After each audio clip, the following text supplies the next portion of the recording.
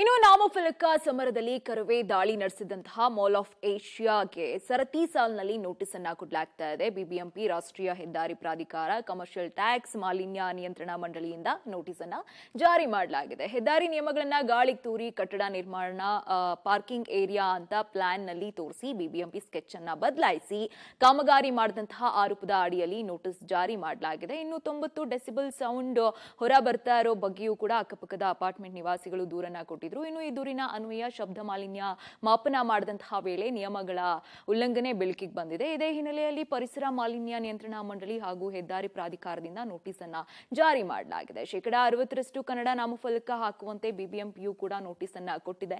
ಮತ್ತೊಂದು ಕಡೆ ರಾಜ್ಯದಲ್ಲಿ ಕನ್ನಡ ನಾಮಫಲಕಕ್ಕಾಗಿ ಕರವೇ ಕಾರ್ಯಕರ್ತರು ಬೃಹತ್ ಹೋರಾಟವನ್ನ ಮಾಡಿದ್ರು, ಬಂಧನಕ್ಕೂ ಕೂಡ ಒಳಗಾಗಿದ್ರು.